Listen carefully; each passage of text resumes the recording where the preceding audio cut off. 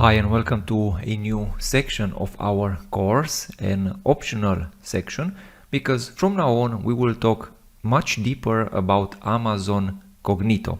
So this is a separate section from Amplify. If you are only concerned into learning Amplify very fast and to building your application very fast, you can skip this section and the next one.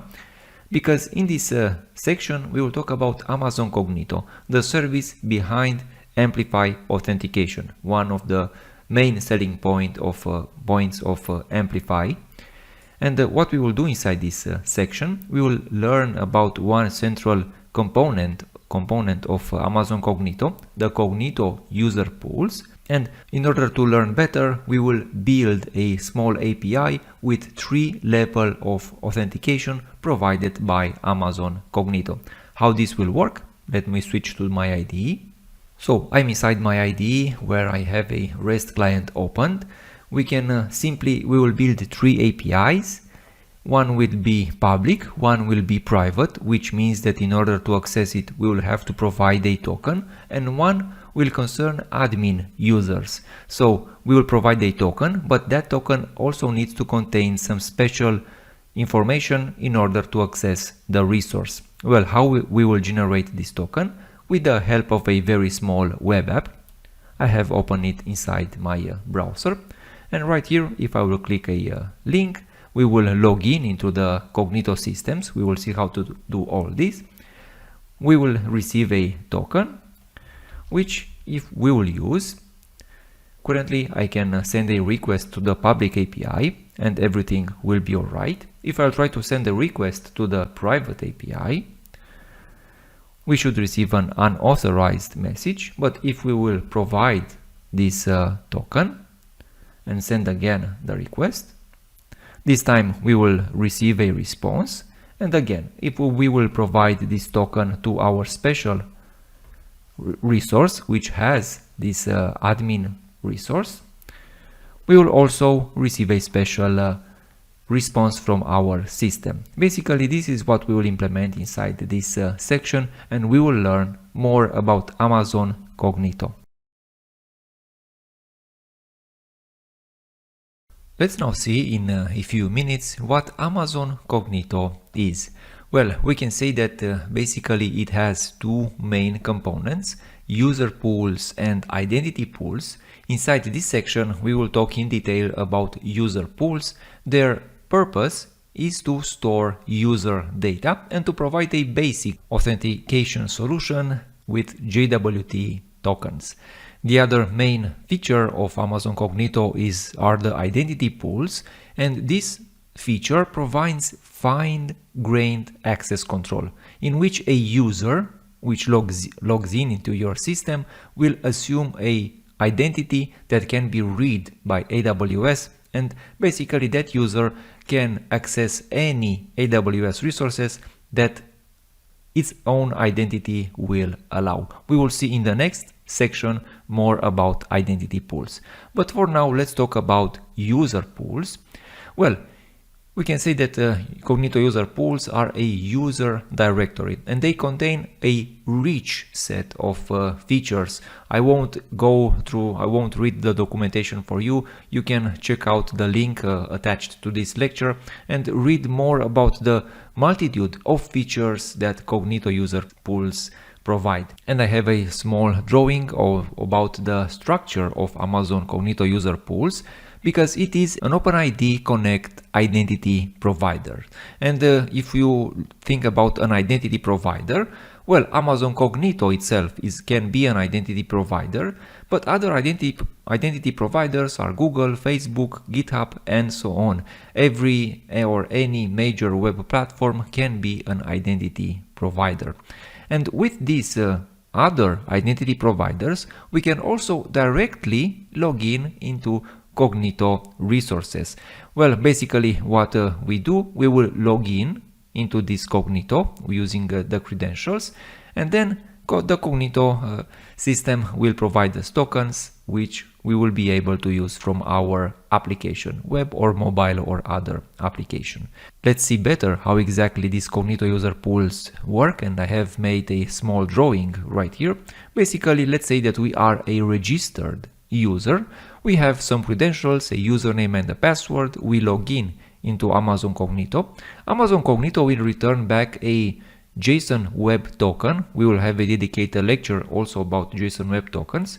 And with this JSON Web Token, we can access secure data that was secured with this Amazon Cognito, like an API. We will build this inside this section. We will access a secure data, a secure API, which on its own can access an AWS Lambda, and the Lambda then can access any AWS resource. So basically this is the basic flow of Amazon Cognito user pools. Let's now also quickly talk about sign-up flows, because I'm sure that until now you have signed up on many websites and you know basically how a sign-up process works. It is the same for Cognito. Basically, we provide some basic details like a username, an email and a password to Amazon Cognito. Cognito will return us back a confirmation code. This step on the right, or this process on the right, is called the two-step process, because with this confirmation code we can then send it back to Amazon Cognito and Amazon Cognito will confirm our account. The other way in which we can sign up using Amazon Cognito, this is the admin sign up, is for example when we register with a username and a password, and Amazon Cognito will return us back a URL, or will send to the email we provided a URL.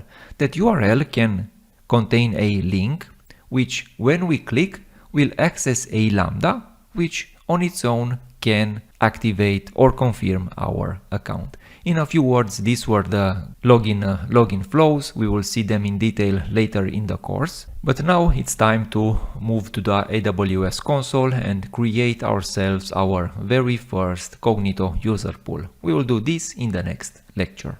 Let's now get started into the AWS Cognito console, and in this lecture we will create a user pool and then we will create a user and activate it.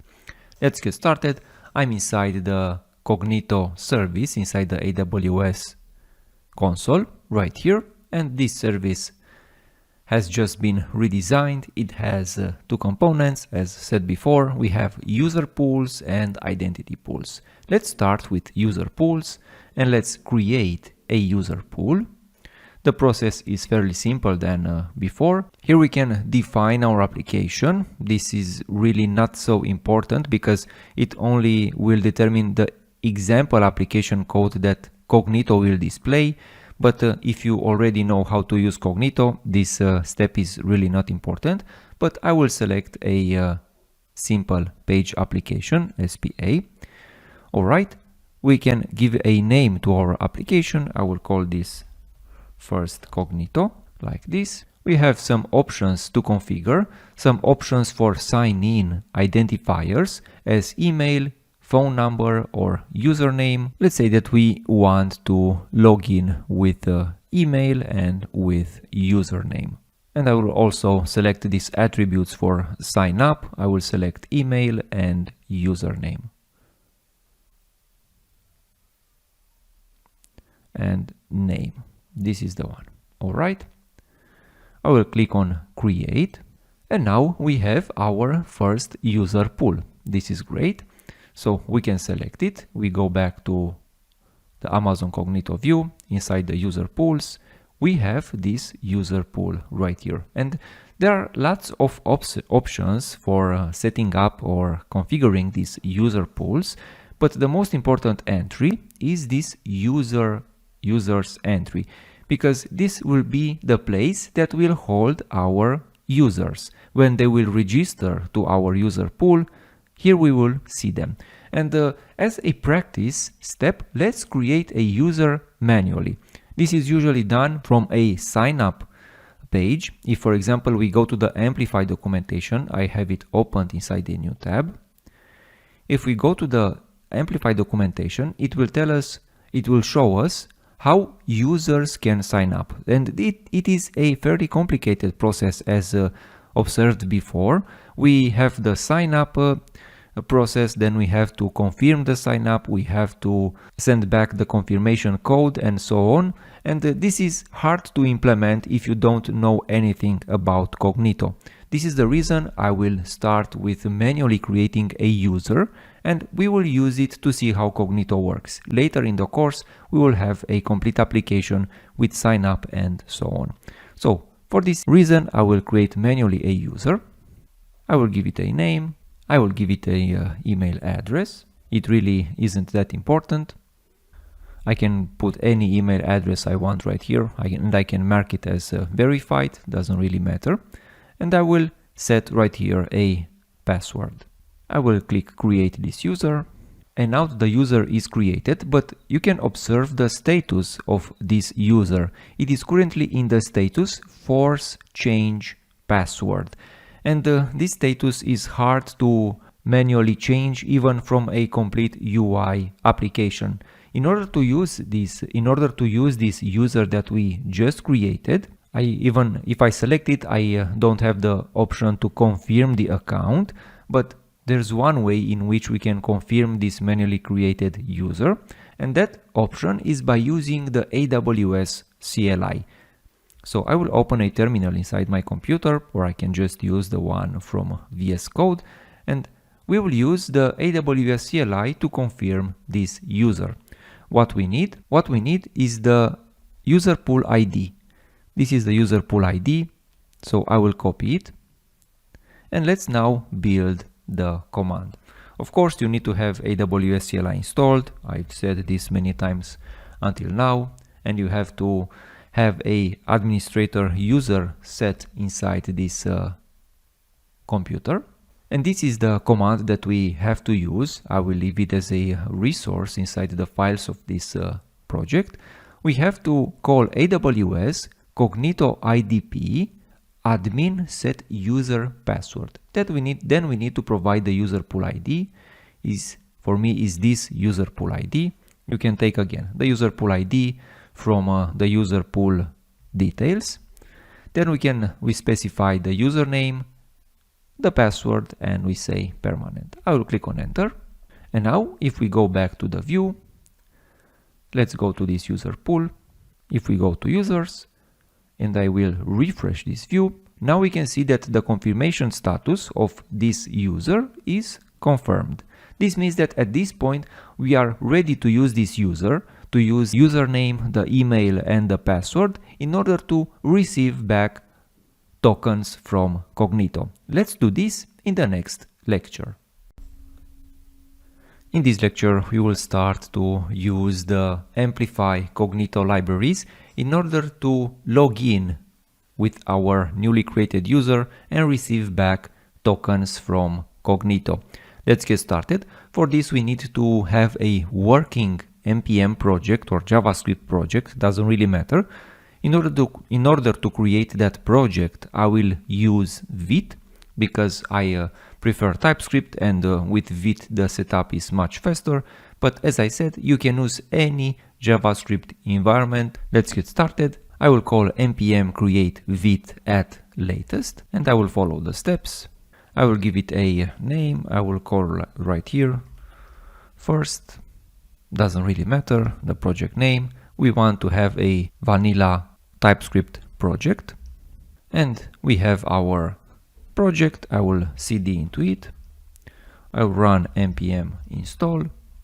All right, and let's call npm run dev to make sure that it is working. Yes, this is our nice generated project with TypeScript. We have a small HTML right here, and now let me change this in order to fit our needs. I will rename this from main. I will rename it to login. I mean to index, because I will also have a main.ts. This is index.ts. Inside this counter, I don't really need it. I will delete it. I will create a new file. I will call this login.ts, And in this file, let's add a function that will be triggered when we will click a button. So I will call export function click, or maybe test. And right here, let's call this, let's just make a console log. This should be an async function. All right. And now inside our index.ts, let's call this function. This test function from the login file. This login function should trigger a login. So this should receive an element of type HTTP button element, and it should add an event listener to the main function. So maybe like this. And right here, let's finally write a main function. Finally, this should be working. And now let's call this test function. Basically, when we will press this button, this ID, which is with the counter ID, this button, I will call this test auth, then everything should be called. Let's see if this is working. So again, I will call npm run dev. So of course, since I have renamed the script from main to index.ts, I should also update the HTML to this. So I have changed this index.ts right here. And now finally we see something. What we care about is what we see inside the console.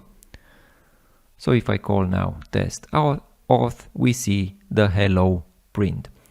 Now we are ready to install AWS Amplify libraries inside this project. This was just a setup lecture. Let's use Amplify login in the next lecture. In this lecture, we will add Amplify to our project. Let's get started. First of all, we need to install it. So I'll call npm install AWS Amplify. And also we will need another package at AWS Amplify /auth. These are the main packages from AWS Amplify that we can use in order to interact with Cognito. I will install them. AWS Amplify, it's a pretty big project, so it will take a while. And while it is installing, we can take another step. We can create a configuration file for our project and take the same approach as Amplify does. I will create a new file and I will call this config.json. And I will also make sure to add this to gitignore.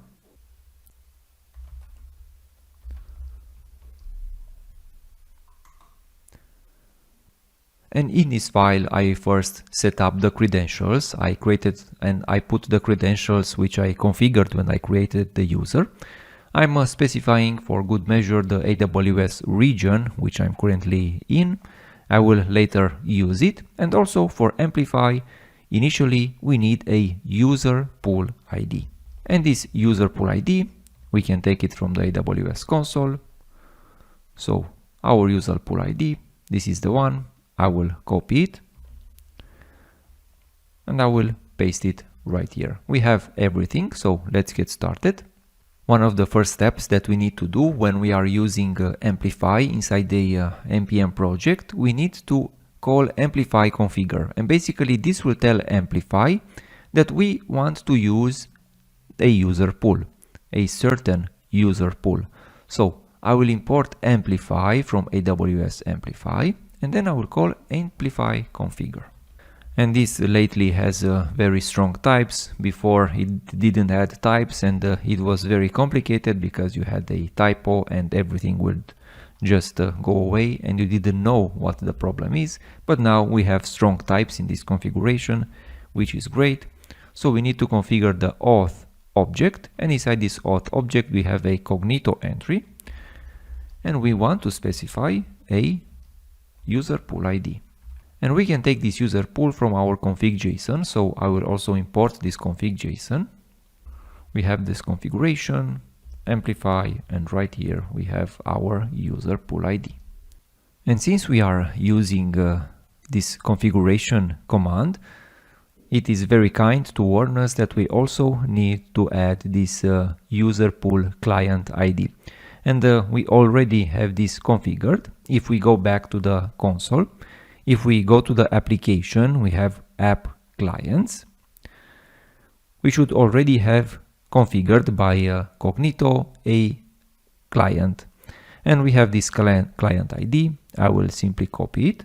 Basically, this app client, the console tells us that are authentication resources attached to our application.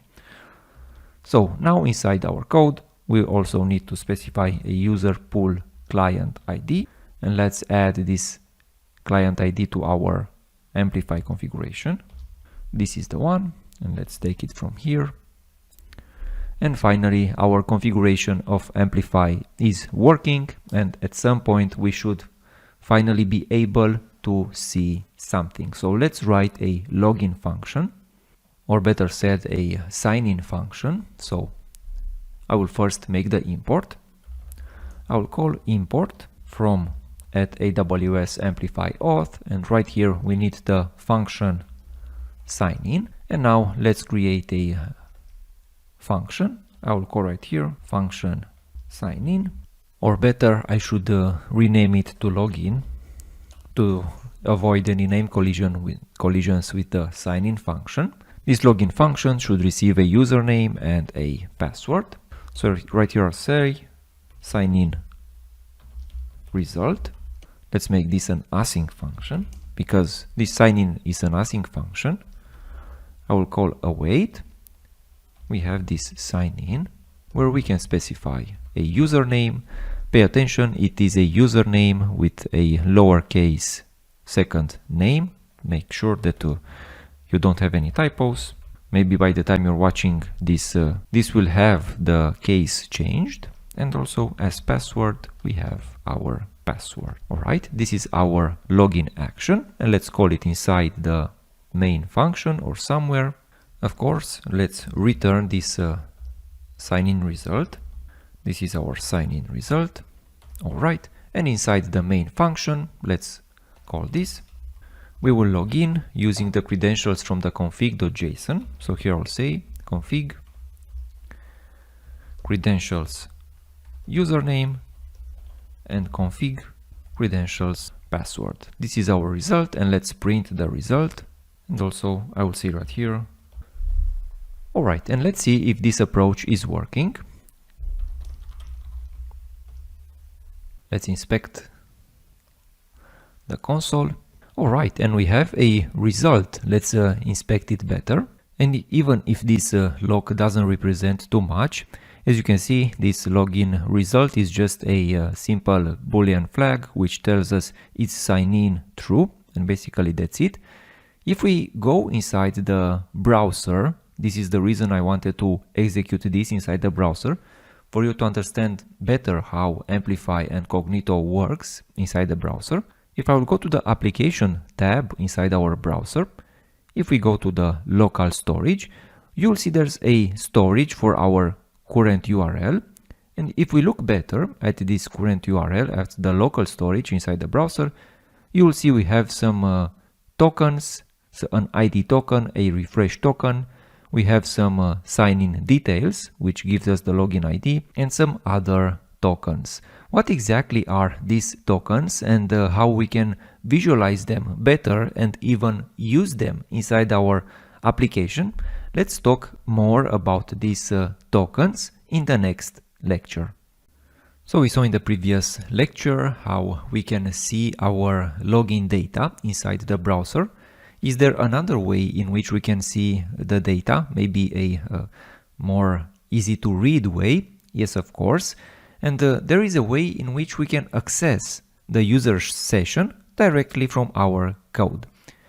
If we go back to our code, inside the login.ts, I will import a new method from Amplify, and this method is called fetch auth session. And with this command, we can fetch the whole session and we have access to it inside the code. Let's simply test it. So after we log in, so only after we log in, we can also call. So we can call this const session is await fetch auth session, and then we can print it out. Let's see how it looks in the console. So if I will call again this test auth, I will refresh this, and it will tell us, of course, there is already a signed in user. If I want to get rid fast of this error, I can simply go to the information of this website. I can go to this site settings, into the cookies and site data, and I can simply delete them. I will click on done.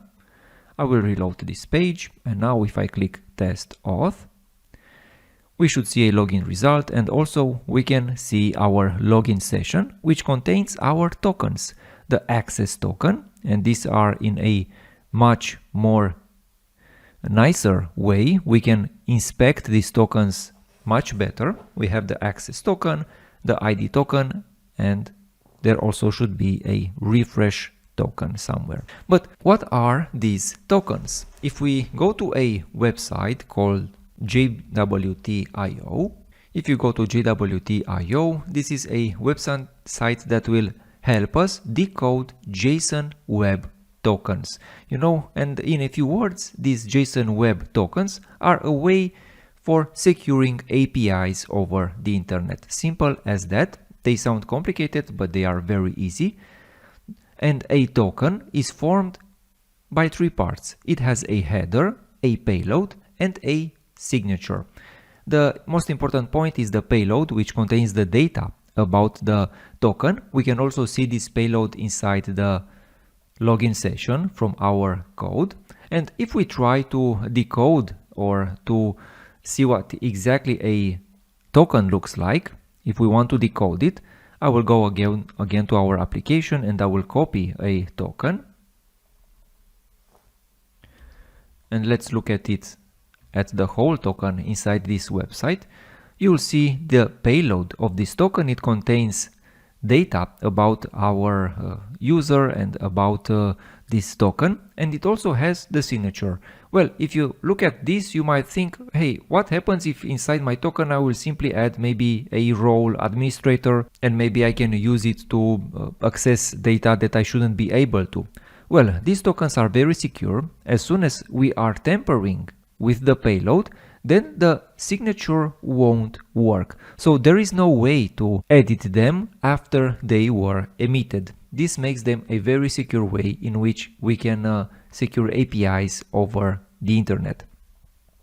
And if we look at our console, you'll see that we have multiple tokens. We have two main tokens, the access token and the ID token. The ID token contains information about the user, the current user, and the access token can be used to access different resources from our server. And we will later use this access token to generate temporary credentials in order for us to be able to access other AWS resources. So in this lecture, we saw what these tokens are. Until now, we only inspected them, we talked about them, but we didn't actually use them over a secure API.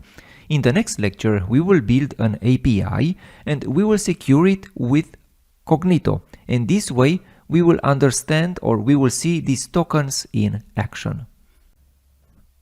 Now that we have some tokens, let's create some APIs that will be secured with the assistance of Cognito.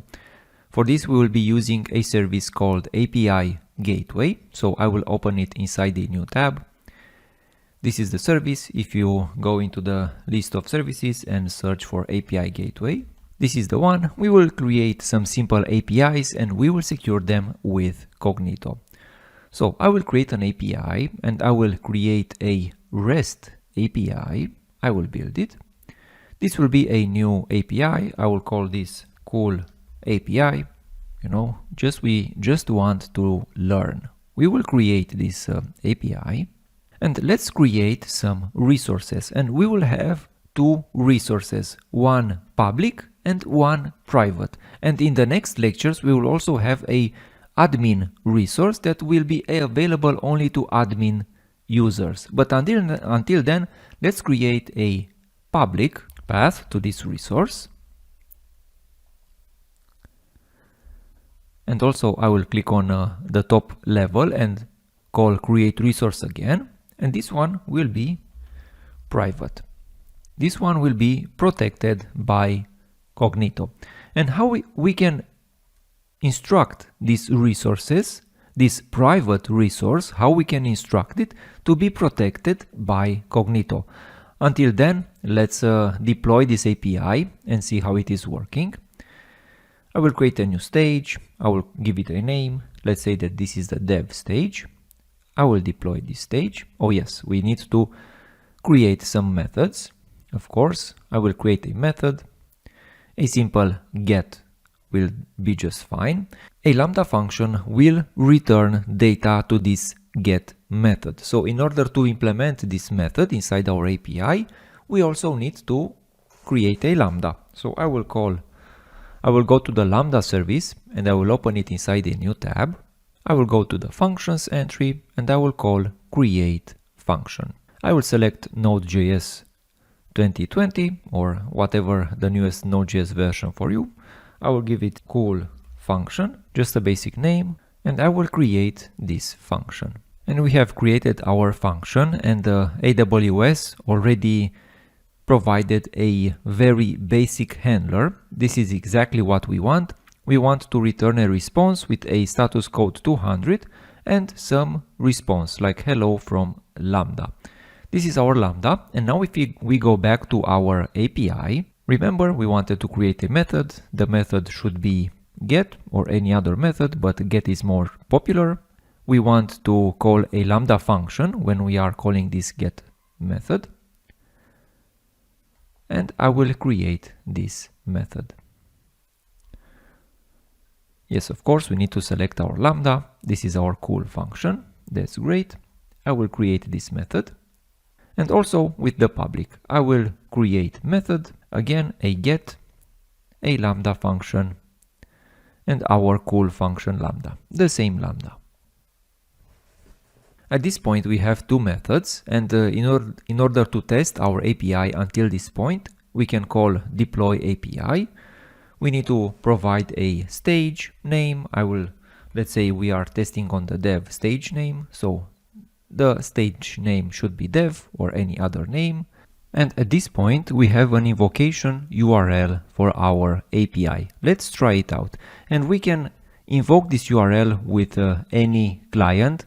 Since this is a get request, we can directly do it inside the browser or with Postman, with Insomnia, with CURL, with any HTTP client you prefer. I prefer, since we are using VS Code, I prefer an extension to VS Code called REST client. If you go to the extensions, this is the extension I'm using inside my VS Code installation, the REST client extension. It is pretty popular. But as I said, you can use any extension you like. And right here inside the project, I will create a new file called requests.http. And here we will configure our requests. We want to do a get request to our resource. And if we want to invoke the private path, we can simply go to the /private path. So right here I can go to dev/private. Let's send this request, and we are receiving our hello from Lambda. Let's also make another request to our public resource. All right, this is also working. To public, and let's send this request. All right, and now let's add a security, or let's protect our private API with Cognito. In order to do this, we first have to select or to configure an authorizer from the API gateway view. I will create an authorizer.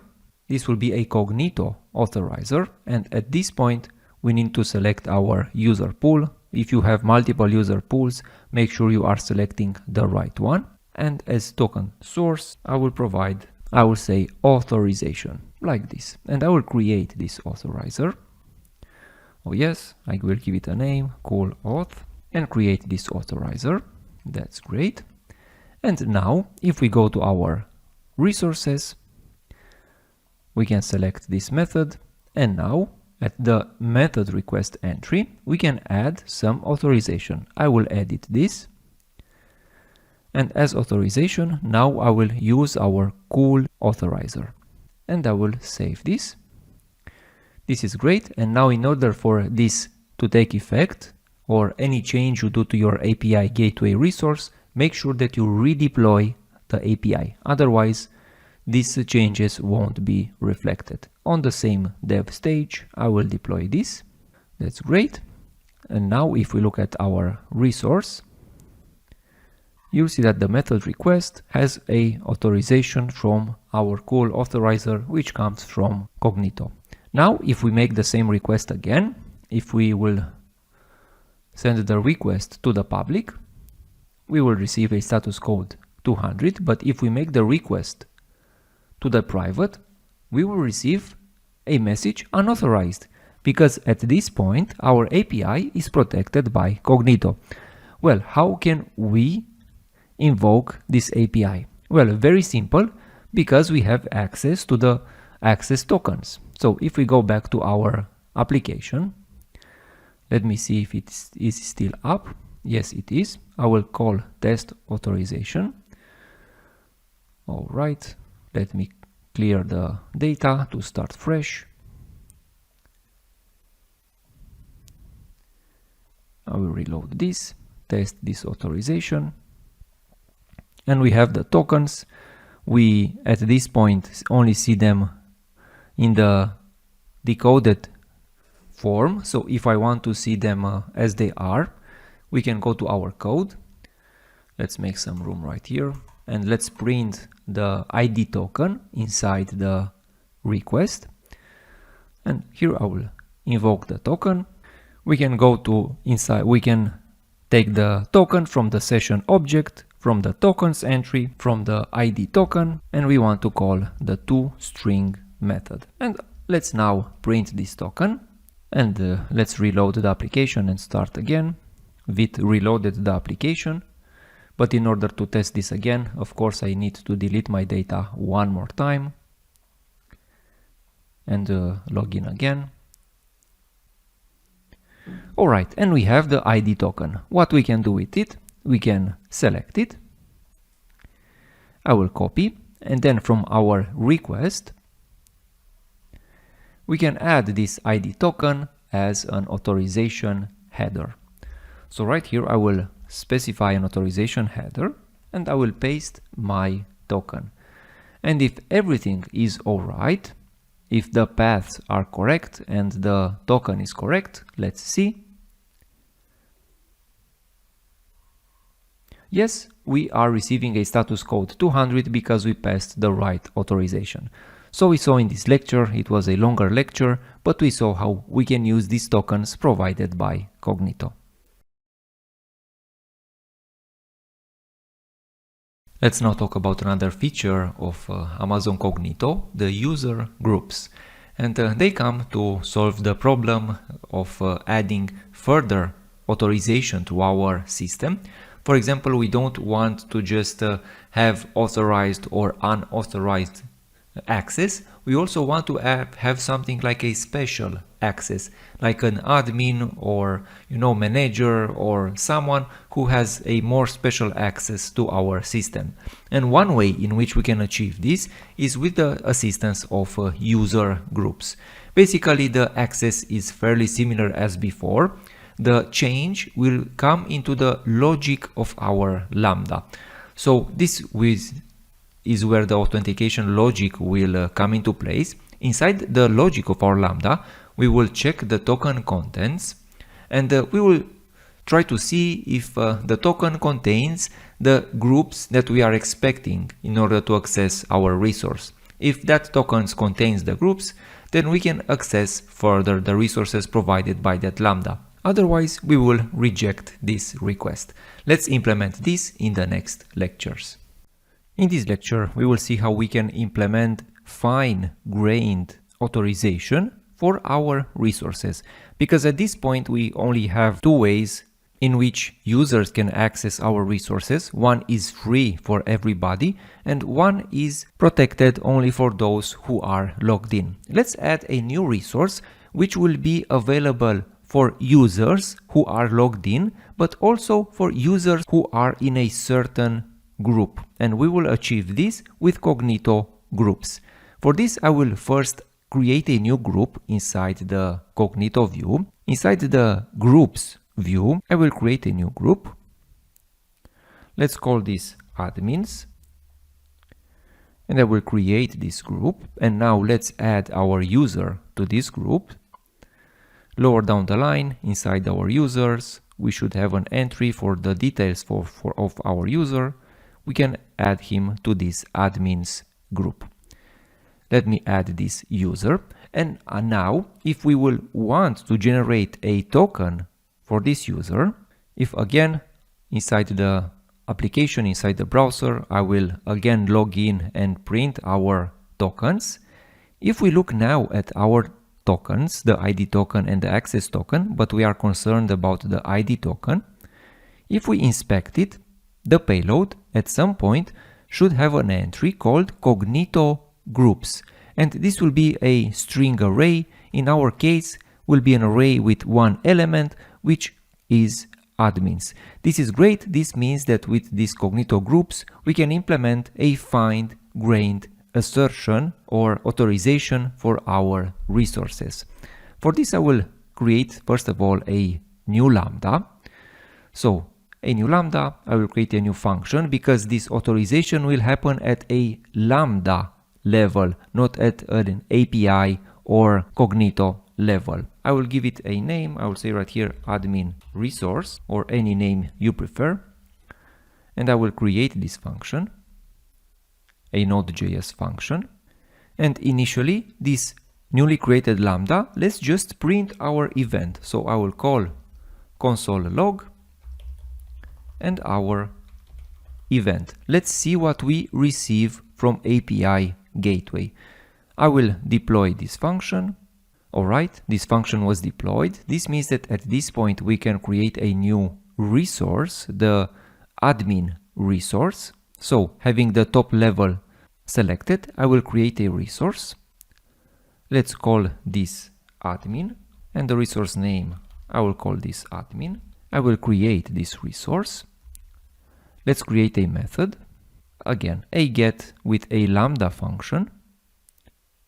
But very important, at this point, we need to check this box called lambda proxy integration. And what this will do, this will send the event. So this event now will be received by our lambda. Without lambda proxy integration, this event will be a empty object. But we want to receive data from this event because this event will contain our token and we need to analyze that token in order to return the right response for our users. So I will tick this box, lambda proxy integration, and let's select our function, this admin resource, and let's create this method. And our new method is created. Let's not forget to also add our authorizer to it. So at the method request settings, I will add our authorizer, just as we did before. And now we have this new path inside our system. Let's test it. So inside our requests, I will create yet another request, this time to the admin path. And let's put our newly created ID token, a fresh token. Let's add this as the authorization token. And if I send the request, I receive back a response, a hello for lambda. But what is more important are the way the event is structured inside the lambda. Because as I said, we will do the authorization at a lambda level, so we are concerned on the event structure.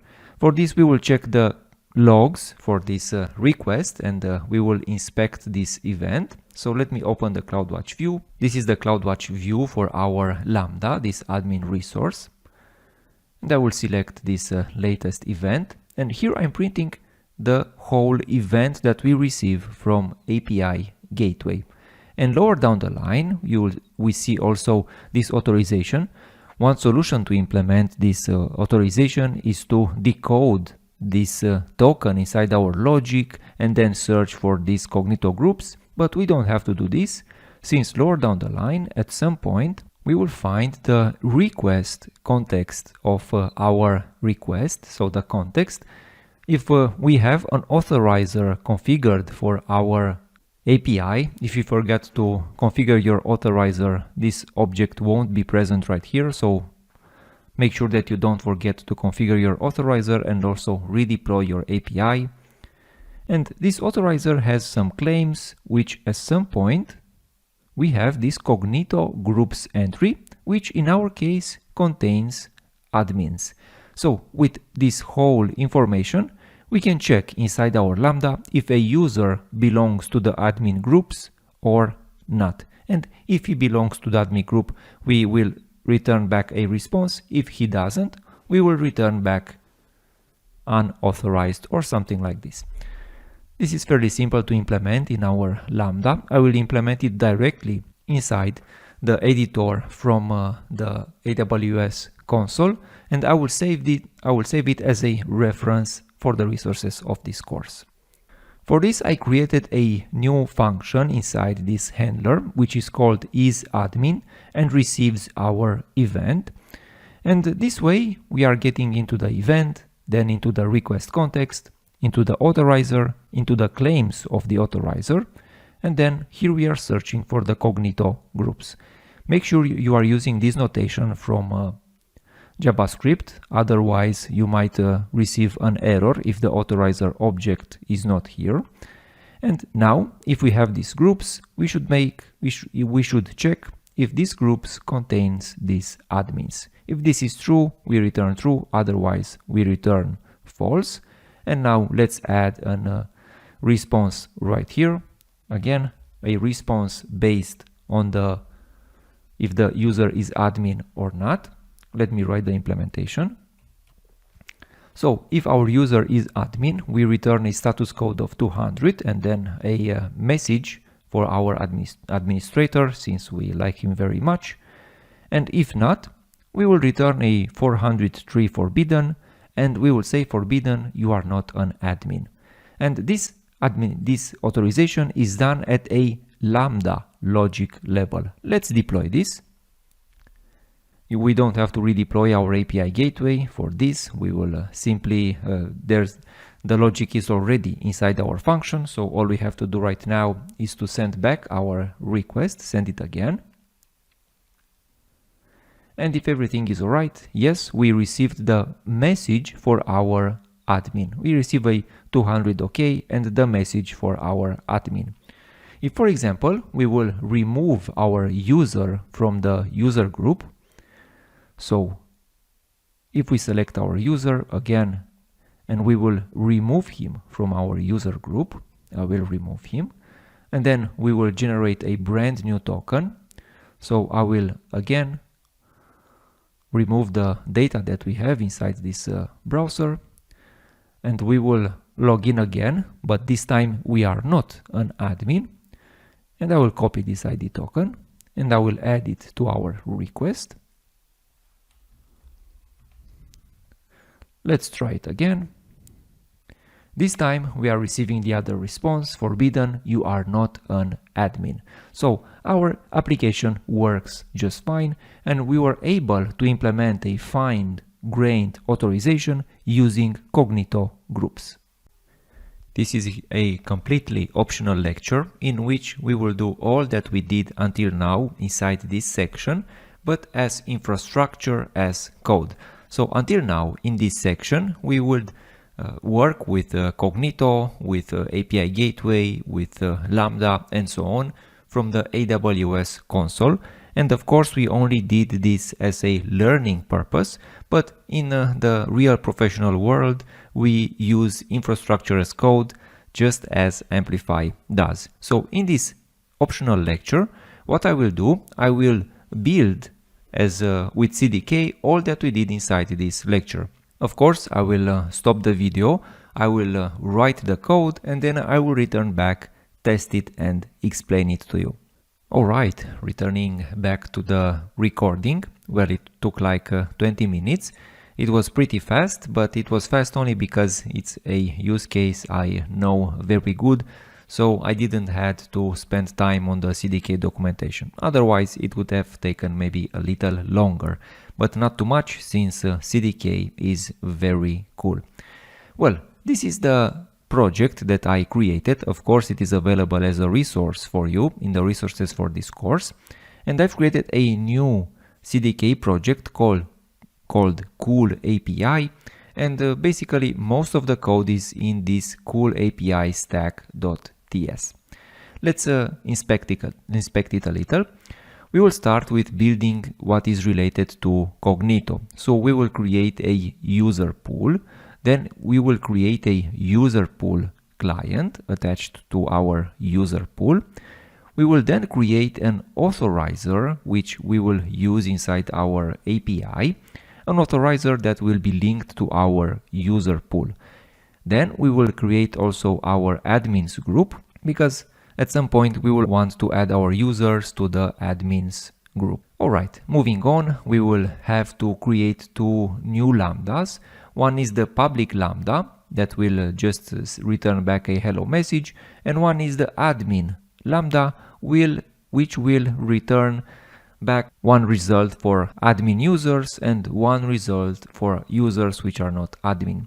Since we are talking about Lambda and CDK, I'm using a special construct from CDK called Node.js function, and this construct allows me to write directly with TypeScript our code. Let's also inspect our lambdas, and also this is something I guess you don't see too often, but I'm specifying the path to the code of this lambda using the join method from Node.js. This approach works the same for Windows, for Linux, and so on. Basically, with this join solution, we would simply navigate through the code like we would navigate with inside a terminal. So if at this point we are here, if we move one folder up, we will be here, and then we move into the services folder here, and then inside the function. The functions, you already saw them. We have a public lambda. I'm using the types from AWS Lambda types, and the admin lambda is fairly similar, but we are just making a check if the user is admin. These are our two lambdas, and after we build them, we also need to build some lambda integration, which will make the connection between our lambdas and API gateway. We have one integration for our public lambda, another integration for our admin lambda. And moving on, we also have our API constructs. Let me write right here, API components or constructs. We have an API, a REST API, which I called Cool API. I've created an options with authorizer object, which will link our methods to our authorizer. We will use this authorizer on the two protected routes. We have the public route, which doesn't have any authorization. Then we have the private and the admin routes, who both have these options with authorizer object. In the end, I'm also printing out, and I will be saving into a JSON file this user pool ID and the user pool client ID, and also the URL of our API. And if we want to execute all this, we can simply execute it with CDK deploy, but I prefer to write a small script inside the package.json file, because what I want to do is I want to call require approval never. So I simply want CDK to move on with the deployment. And also I want to save the outputs into a file, and I will save them into a file called outputs.json. Let's see if everything is all right and if we can deploy our resources. Let me clear this. Let me call first CDK synth to make sure that I don't have any typos inside inside the lambdas, mostly, or other typos inside the stack. Yes, deployment, synthesize works just fine because I also installed the esbuild library, this one right here, which will be used by CDK to handle TypeScript code. If you don't have this esbuild library installed as a dev dependency or as a dependency, then CDK will try to run Docker on your machine and things will be much more complicated. Just simply have this esbuild library installed if you are writing your lambdas with TypeScript. Let me clear this and now let me call npm run deploy. And I will pause the video until the deployment is done. Alright, the deployment is done and we can inspect what exactly was deployed. The outputs were saved in this JSON file. We now have a reference for our user pool client ID, the newly created, and the user pool ID. We can also visualize them inside the console. Let's check them. Let me refresh this view. And now I have this cool new pool, the one created by CDK. Let me look at it. Let me create a user, just as we did before. In order to test this, we did this many times. Let me just provide the same username and password as before.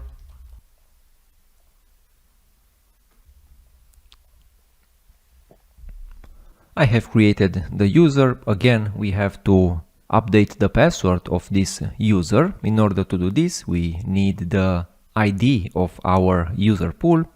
We can see it in the outputs or we can see it right here. This is our user pool ID. And inside any terminal inside our computer, let me update this user, and I have updated with this command. You also have it, of course. And now if we refresh the view, now our user is confirmed. That's great. Let's also add this user to our group. Let's add him to the admins group. That's great. And now let's start our UI application in order to generate a token. So in this config.json file, I will update the user pool ID and the user pool client ID, and I will take them from our other file. And let's start this application.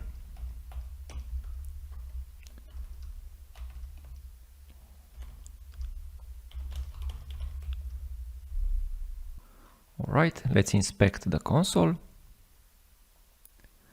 And if everything is all right, we should see some tokens right here. All right, we have this ID token. So now we can make a request to our URL. The URL is this one. So the public API works. Yes, we are getting a hello from Lambda. Let's see if the private API works. So let me put the API, the URL right here, /private, and also let's take the ID token.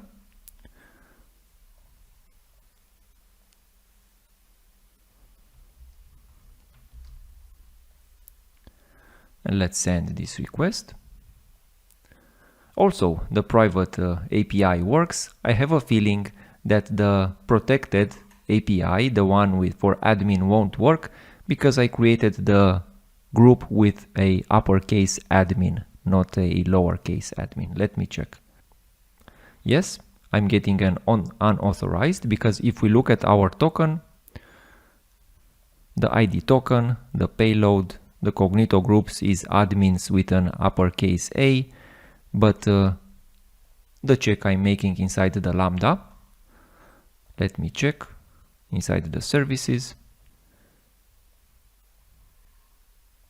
This one is with a lowercase a. What I can do, I can simply update either this check or the other check, doesn't really matter. Let me update this check and let me redeploy again. I will simply create a new terminal and call CDK npm run dev, and I will check again.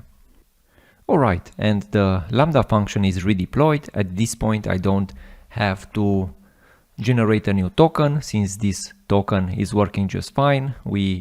All we have to do is to execute the new version of our Lambda, which is already deployed by CDK. We don't have to click everywhere and redeploy and stuff. We just have to send our request. And if we look at the response, we are getting a 200 OK, and we get the message for the admin, which means that everything works as it should. So we saw in this lecture how we can use infrastructure as code to provision Cognito infrastructure. In the next section of this course, we will talk about the other important feature of Amazon Cognito, Cognito Identity Pools.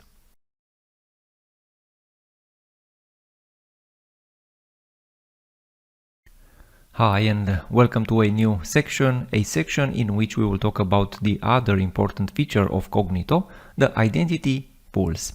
In this section we will see what exactly they are, we will see how we can use them inside the AWS console.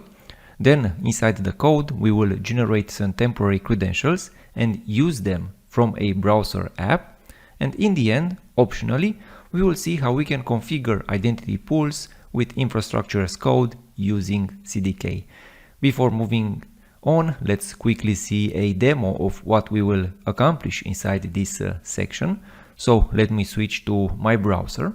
So I'm inside the browser holding a small web app I have wrote. Again, if I will press a button, we will do what we did until now. We will generate some credentials, some tokens. We have the ID token.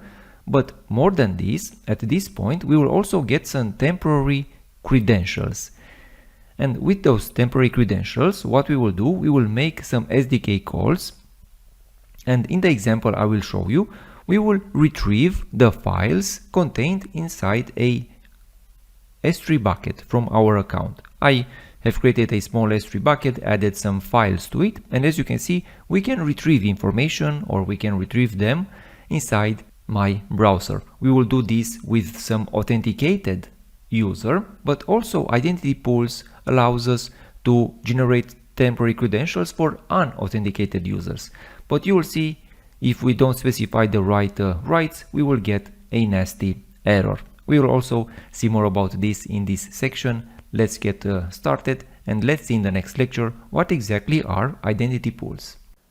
Let's now see in a few words what are Cognito identity pools. Well, they are, as a simple definition, a way for us as managers of AWS resources, a way in which we can provide temporary access to others to our specified AWS resources. And as a very common use case for this action, imagine that you have to work with files. Well, it would be possible to work with files over some API calls, to attach them to API, to encode them, to decode them. It's doable, but it is somewhat complicated. A much more simple approach would be to use the AWS SDK to retrieve or to add files to an S3 bucket. And you can do that from a web or mobile application. And how exactly identity pools work? Let's see a small drawing I've made. Well, we start as we did before with some credentials, a username and a password, which we can pass to a user pool, to Amazon Cognito, or to other identity providers. Then we will have a token, and with that token we can pass it now to an identity pool, and that identity pool, if the token is alright, of course, will return us back, based on the token, will return us back some temporary credentials. Of course, we configure the identity pool and the way it will return back the temporary credentials. There are multiple ways in which we can configure it. We will see this later in the section. But now with these temporary credentials, what we can do, we can assume a role, and that role can have a policy, and that policy can specify what exactly we can do with those temporary credentials. And as before, we can, for example, work with some files on some S3 buckets. But basically, any AWS resource is available at this point. So any AWS resource we have, we can give temporary access to certain users with the assistance of identity pools. Let's now move on to the next lecture and see the identity pools inside the AWS console.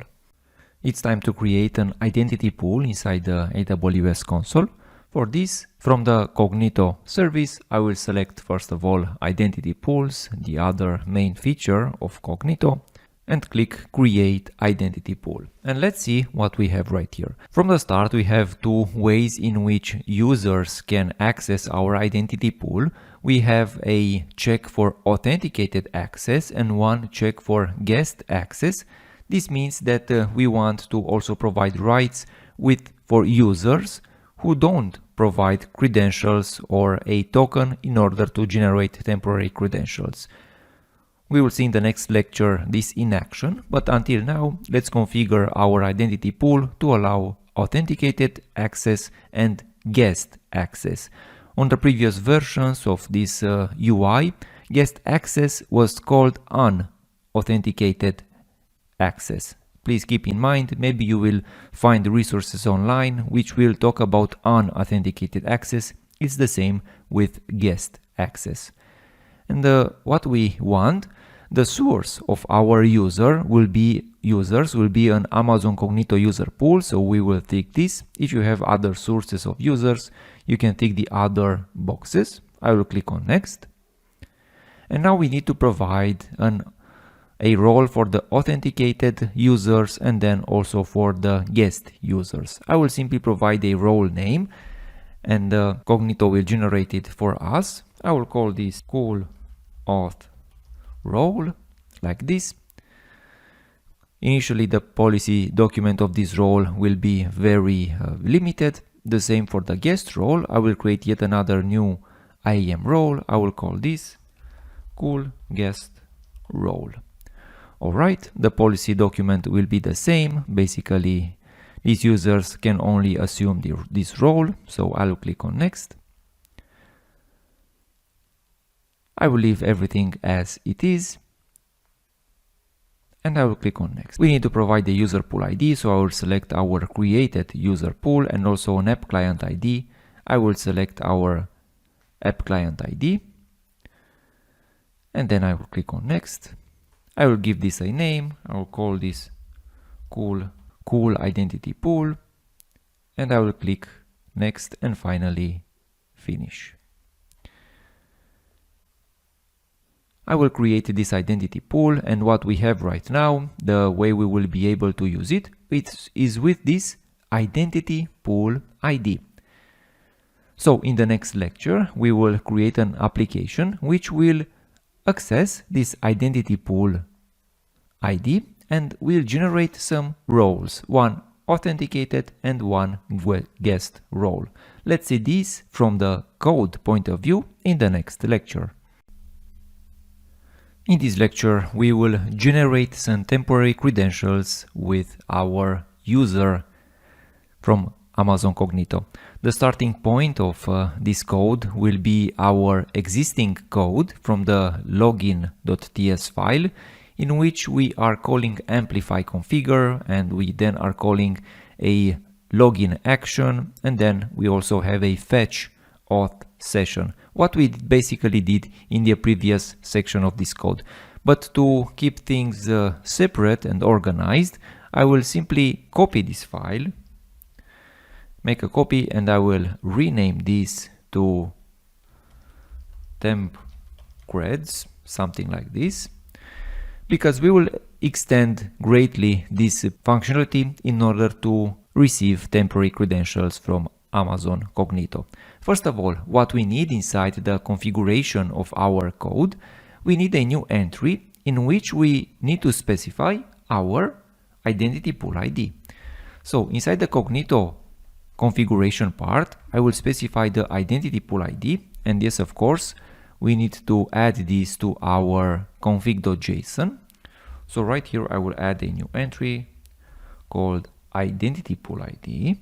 And we can take this from the AWS console. This is the one that we created in the previous lecture. Our identity pool ID, very nice. And now let's specify it right here. Our identity pool ID. And now Amplify is aware about is aware of our identity pool ID. Now, basically, we want to continue the flow from previously, and we want to write a function to generate some temporary credentials. I will first write the name of the function, so I'll call async function. In order to generate temporary credentials, Amplify requires the ID token that we receive after we log in. And in order to do this, we currently need two external libraries. In my opinion, this operation should be easier. Maybe there's already something embedded in Amplify and the documentation doesn't tell it, or when it will specify it, I will update this lecture. Until then, what we need to do is to install two other libraries from the AWS SDK.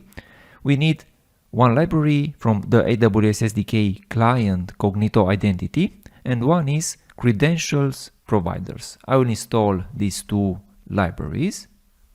Okay, they were installed, and from these two libraries we will need two functions. I will add them and then talk about them. From the client Cognito Identity, we need the Cognito Identity client, and from the credential providers, we need from Cognito Identity pool. Finally, we have all we need in order to generate temporary credentials. So again, there's some code, some fair amount of code. I will pause the video, I will write it and then explain it. So this is our code. I know it's not pretty, and I know there's some string concatenation right here. Let me show you what I did. So first of all, we need to compose a string containing our Cognito identity pool. And this is formed from Cognito IDP and then the region and then our user pool ID. As I said, this is somewhat ugly. I don't know a better solution for this. Maybe there is. Then what we need to do is to build a new Cognito identity client, which will receive some credentials. We need to specify an identity pool ID, and we take this from the configuration, or we can hard code it or whatever. We need to specify the region, because this operation sometimes forgets the region, and it's important to specify this region in a client config entry. And in the end, we can specify our ID token inside this Cognito identity pool long string. And in the end, we can call this Cognito identity object that we just built, and we call it to generate some credentials. There's a variation to this method of creating temporary credentials, and what we want to do is to also generate guest credentials, and we will simply generate them if we specify nothing into the logins entry. If we don't have an ID token, and we won't have it if we don't log in, if we are guest users, then we won't specify nothing inside this logins entry. For this, I will do, because I don't want to overly optimize this code, maybe this is a task from another time, I will copy and paste this function and I will call this generate temporary guest credentials, and this function will take the role for the guest user. This is a little simple. We don't need this identity pool. We don't need the ID token. The logins will be a simple empty object like this. So this doesn't require the ID token. Basically, these are the functions to generate the temporary credentials. So let's call them inside the main function right here at this point after we have the ID token. So this ID token can be undefined. So in order to use it, I will first wrap it inside an if check. If we have the ID token, then we can get the temporary credentials for authenticated user. I will add a console log right here, and then I will call generate temporary credentials, and let's simply print them. So I will call. Alright, and also let's generate some credentials for the guest user, so for the one which is not authenticated, and let's print these. Alright, we have everything in place. What we also need to do is to use this temporary credentials.ts file instead of this login.ts file inside the index. So right here where we are calling this test, we should call the test from the /temp credentials. Alright, let's try to run this file. npm run dev. Let's inspect the browser console. Okay, I have some misconfiguration. Let me check it.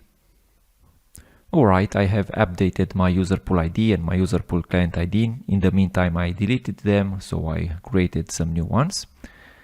Once again, let's try this. Alright, and we are receiving some results. We see the ID tokens and the login session as before, but at this point we also receive some temporary credentials for our authenticated user. If we expand this, you'll see that we get an identity ID, a secret access key, and a session token. And this, if you used before AWS generated credentials, maybe this is the way you are accessing AWS on your machine if you are using another account or the account from your company.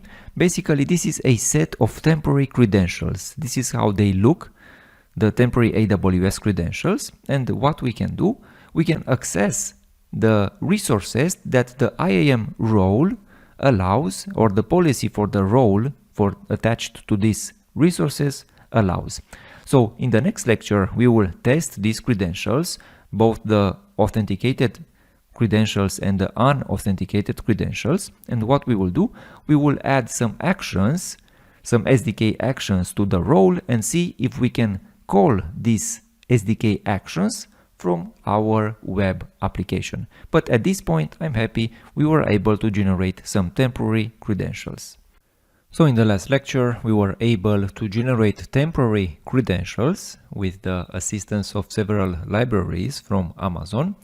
Let's use them and see if these temporary credentials are good for something or not. And in order to use these credentials, first of all, we need to assign some rights to these temporary credentials because currently they have almost no rights. So for this, I will go into the AWS console where we have our identity pools. You remember we have one authenticated access and one guest access.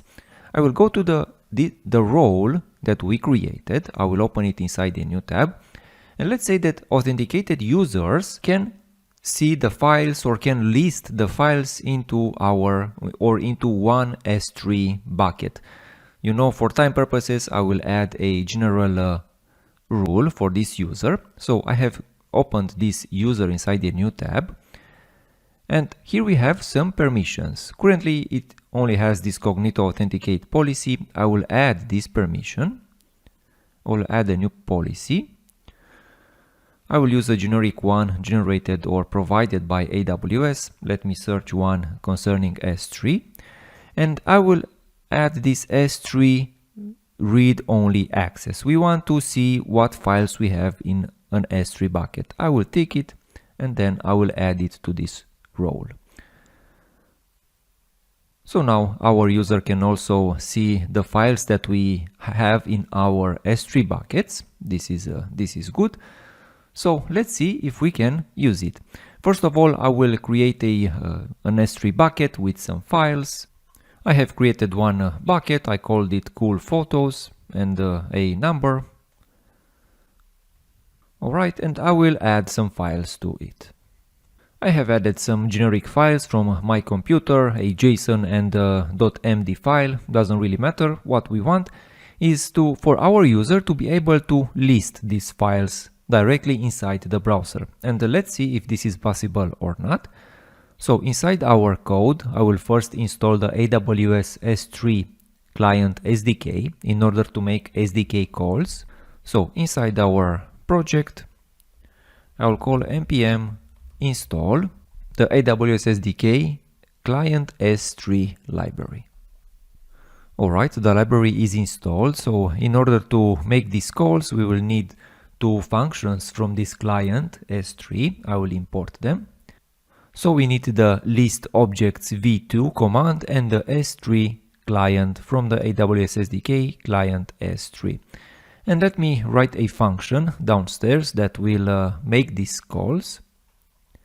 So I have wrote the function, I called it list bucket contents, and this function receives some credentials that it will use inside the S3 client. And we are specifying these credentials right here. Also, never forget to specify the region. The S3 client always, or the SDK clients always forget this region. Make sure that you are explicit about the region. I have hard-coded this bucket name.